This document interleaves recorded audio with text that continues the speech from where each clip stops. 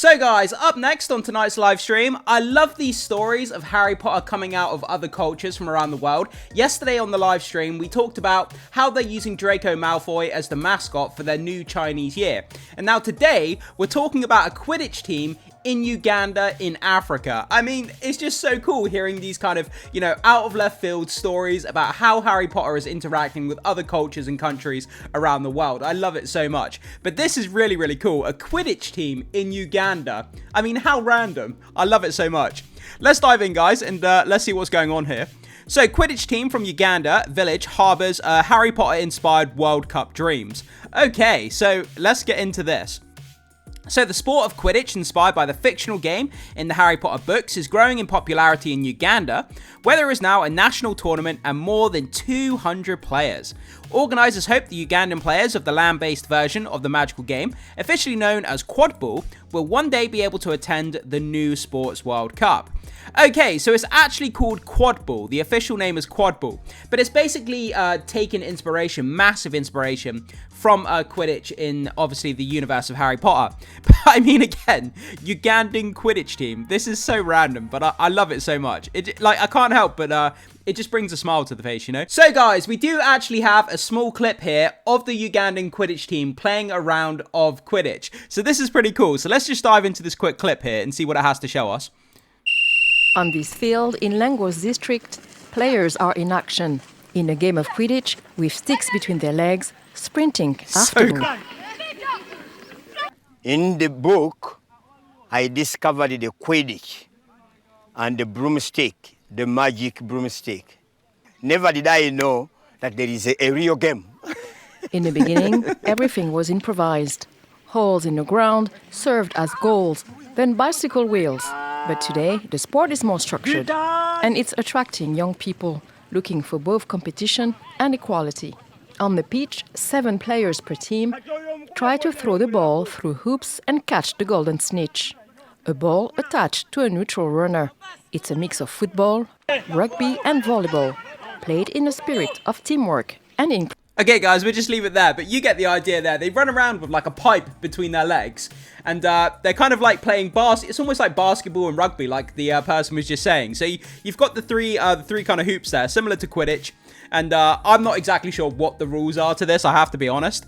But it looks like fun, and it's always a great thing to see like young people like playing in a sports team, running off their excess energy, being part of a community. And the fact that Harry Potter is bringing together this Ugandan Quidditch team, sense of community, sport is good for you. And, it's just great to see people enjoying Harry Potter in a very different way to what we do here in the West. I'm not sure if this is a game here. Do people play this over in the West, like over in the States and America and places like... I don't know of anyone in this country, in the UK, that plays Quidditch like this.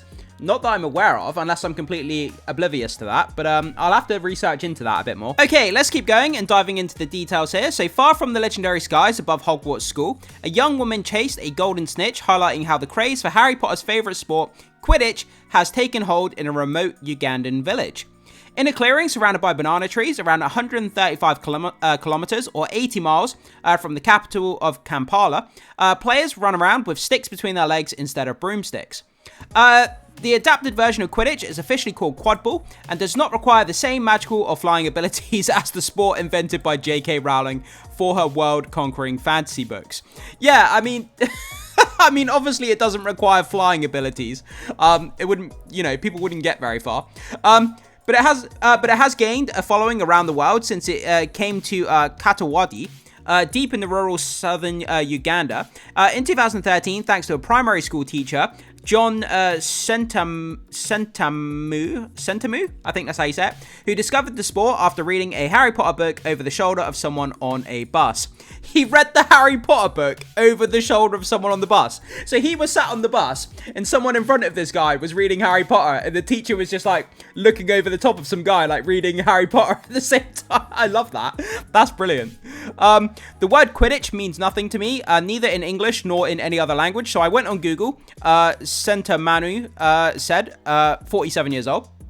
I was like, hey, it's a game. It's beautiful. I think I could introduce this to my community. I mean, isn't that what teachers are all about? Coming up with new ways of, learning, education, teaching people. And it sounds like this is a great teacher. To read something like Quidditch in a Harry Potter book, he didn't even know what Quidditch meant, or like he didn't know what it was. He Googled it, found out what it was, and then he made a real world interpretation sports event of it. Introduced it to his students, and now it's like really popular. I mean, isn't that a fantastic story? It's really nice. So, Sentamu put together a team around Good Shepherd Primary School, where he teaches. 10 years of hard work paid off in 2023, when Sentamu's team hosted and won the first national quad ball tournament. The East African country now has more than 200 players. The aim of quad ball is to throw the balls through the hoops, but Sentamu loves the way it combines elements of netball, football, volleyball, and rugby, and also the equality between men and women, which is an official requirement for every team. But without magic, reality can intrude. The team lacks the funds to travel, said Sentamu. Despite invitations, they have been unable to attend Quad Ball World Cup, held every 2 years since 2012 in Europe or in the Americas. Okay, so it does take place in Europe. So this is a thing in Europe and in the Americas. When it says the Americas, I'm assuming they mean like in South America somewhere, probably wherever it may be, maybe like Mexico or something. I'm not exactly sure. But yeah, maybe they do have it here in the UK. Like I said, I might just not know about it. It's not something I've really looked into all that much. So it's something I'm definitely going to have to, brush up on research about. See if there is actually is there an official Quidditch sort of cup here in the UK or in parts of Europe? I'll definitely have to look into that and make a video about it. So 31 teams took part in the last World Cup, a 3-day event in Belgium last year. Quote, my dream is to see the team from here going to the World Cup of Quidditch because it would be a revelation for the whole world, he said.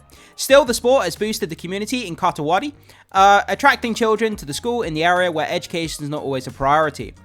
Vicky Edith Nabajan, I can't even say it, Nabanja, Sentamu's daughter is one of the beaters who can temporarily knock opposing players out of the game with dodgeballs. It has brought youth together and has opened up their minds while also helping to create a community of belonging, the 25-year-old said. That's exactly what I said. Bringing people together for sport. It's not just about fitness. It's about community. It's about belonging. It's about, camaraderie, the team being part of a team, a community, working together, building those bonds. And, places like Uganda where they don't have much in the way of, government financing. Their education, they're in a third world country.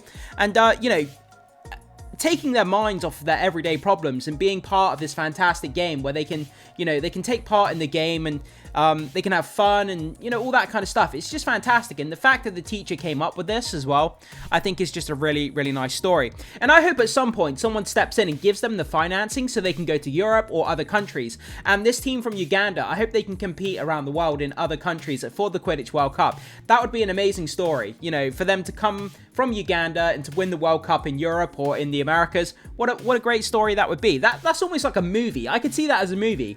They start off as a rough team, where they don't have any finances or money and, they're just playing kind of in the dirt in Uganda in a small village. And then towards the end of the film, they end up making it to the official World Cup of Quidditch and they end up winning. Like, what a true story that would be. And what a great movie that would make.